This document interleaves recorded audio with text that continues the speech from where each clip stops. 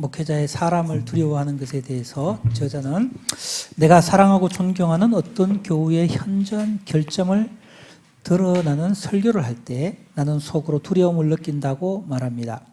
우리가 사람을 두려워하지 않으면서 온유와 겸손으로 권면하고 돕는 것은 쉽지 않습니다. 독선과 카리스마가 아닌 사랑과 관심으로 섬기는 목회자가 되기 위해 목사님의 이야기를 듣고 싶습니다.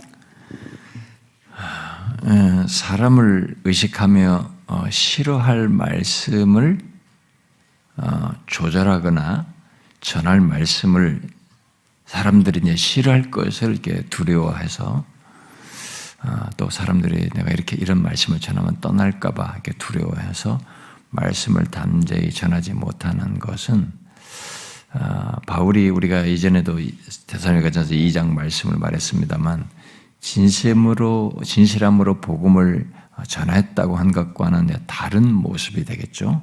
그가 우리의 마음을 감찰하시는 하나님을 기쁘시게 하기 위해서 자기가 사람을 기쁘게 하지 않고 그 사람의 영광을 구하지 않고 나는 이렇게 그들에게 그들 비위를 맞추는 이런 것들을 하지 않았다. 뭐 이런 얘기를 했는데 그런 바울이 했던 모습을 따르지 않고 다른 길을 가는 거죠. 결국 사람을 기쁘게 하는 길을 가는 거죠. 근데 이것은 이제 사실 우리 모두가 현실 목회 속에서 정말 쉽지 않은 겁니다. 바울이 그렇게 데살로니가 2장에서 나는 이렇게 하지 아니하고 이렇게 했다라고 했을 때 하지 아니하고가 사실 우리 현실 속에 그만큼 어려운 것이기 때문에 자기도 멘트를 하지 않았을까, 그렇죠? 물론 그런 사람들이 그 주변에 방랑자들이 그런 가르치는 자들이 있었고 방랑적인 철학자들의 강론과 이 세상 사람들을 가르치면 그렇게 한 것이 있었기 때문에 이제 그들을 지칭해서 한 것도 있겠지만 자기에게도 그런 유혹은 있는 거잖아요. 그런데 우리가 목회 현실에서 보면 빨리 어떤 성과를 보기 위해서 사람에게 비유를 맞추고 거기에 또 사람을 의식해서 하는 그런 것들이 있을 수 있잖아요. 그래서 그런 표현들을 많이 쓰잖아요. 사람을 기쁘게 하지 않고 이런 말을 썼는데 사실 이게 우리 현실 목회에서 정말 쉽지 않거든요. 근데 특별히 어떤 상황에서는 그리고 어떤 대상들을 놓고 볼 때는 어려운 사람이 있거든요. 유력한 사람들이 있고 놓치고 싶지 않은 사람이 있고 막 이랬단 말이에요.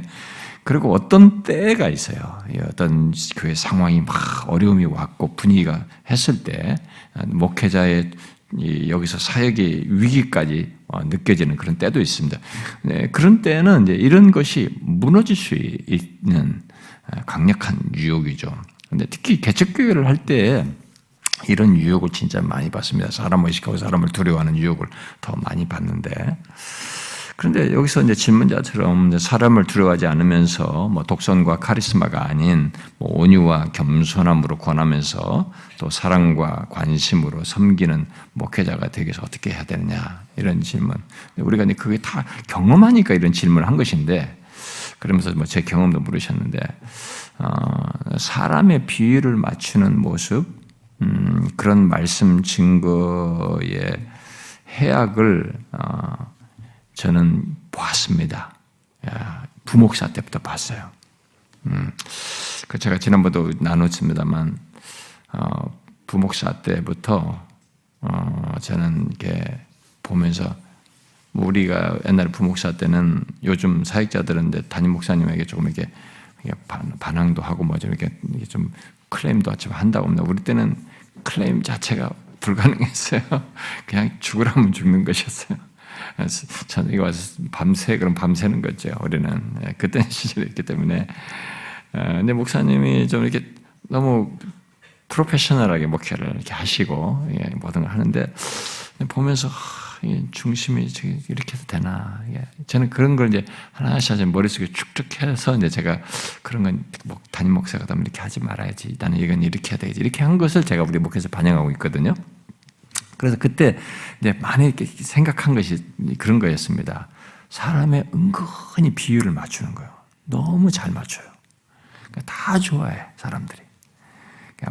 그런데 말씀도 맞춰요.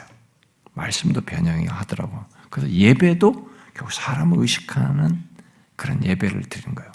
그 사람의 봉사도 그런 취안에서 부추기고 이렇게 하고 섬김 또 직분도 그렇게 맞추더라고요. 그래서 제가 그런 걸 보면서 그러지 않으리라라고 이제 생각을 하면서 이제 제가 담임 목회를 하면서 이제 구현을 하나씩 하게 됐는데, 그래서 이제 제가 질문을 했죠. 네. 왜 모든 것에서 심지어 말씀에서까지 이게 사람을 의식하고 사람을 두려워할까? 제가 이제 그때 부목사 때부터 이런 질문을 자연스럽게 제가 하게 된 것 같습니다. 근데 제가 거기서 두 가지를 봤습니다. 하나는 사람들에게 인정받으려고 하는 그게 있었어요. 근데 그거 나에게도 있는 거잖아요. 그거 없는 사람이 어디 있어요? 사람들의 인정받는, 존중받고 싶고 하면서 은근히 사람들에게 인정받으려고 하니까 두려워하더라고요. 사람 의식하더라고요. 그러면서 혹시 내가 성공을 못하는 사람으로 보일까 봐, 이렇게 해서 뭔가 성과가, 결과가 나타나면 내가 성공을 못하는 패배자로, 제 능력 없는 목회자로 보일까 봐 두려워하는 거예요. 그런 게. 그리고 또 다른 하나는 그것과 함께 그 기저에 사람들로부터 대우, 그리고 교회의 대우, 결국은 현실적인 지원을 받는 것에 대한 의식이 있어요. 이게 사람 의식이잖아요. 또 따지고 들어가면 두려움이에요. 안정되지 못할까 봐 두려움이 있어요. 사례를 못 받을까 봐, 대접 못 받을까 봐 두려움이 있어요. 저는 이런 것에서 자유로울 수 있는 길이 무엇인지 자연스럽게 생각하게 된 것 같습니다. 근데 제가 이미 조금 보고 배운 것이 있어서 마음에 좀 갖고 있었던 것이 있긴 있었는데, 이제 부교육자 생활하면서 그런 것이 더 견고하게 됐던 것 같아요. 그래서 그런 것에 자유로울 수 있는 길이 뭐냐라는 것을 자연스럽게 생각하면서 제가 성장하게 됐던 것이고, 부교육자 시절부터 성장하면서 됐던 것 같은데, 제가 결론은 그겁니다. 사람보다 하나님을 두려워하는 것이 낫다. 그게 오히려 내가 가야 할 이 길에서 살 길이다 라고 저는 결론을 얻었습니다. 사람을 두려워하는 것보다 하나님을 두려워하는 거예요. 실제로 두려워할 분은 하나님이시다. 사람은 거기서 거기에요. 그들이 잘해봤자 날 쫓아내는 것밖에 없죠. 로이존스 목사가 조나단 에즈워드가 쫓겨난 것을 들고 목회자들 모임에서 우리도 그런 영광을 얻자 그랬잖아요.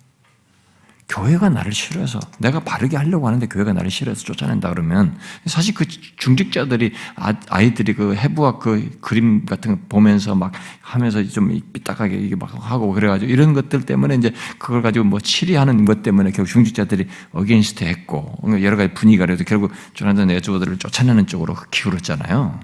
근데 그러니까 교회가 그렇게 바르게 하려고 하는 사람 쫓아내는 것은 영광스러운 것이다. 네, 그러면서 이제 그런 목회자들에게 엔커리지를 했는데, 저는 이게 사람보다 하나님을 두려워하는 것이, 나는 그게 살 길이고 나는 오히려 긍정이다라고 믿어요. 저는 이거 확신했어요.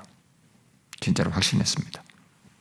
그래서 돈, 물질, 사람 이런 것에 약해지지 말고 거기에 지나치게 거기에 내가 이렇게 연약한 모습을 드러내지 않으리라.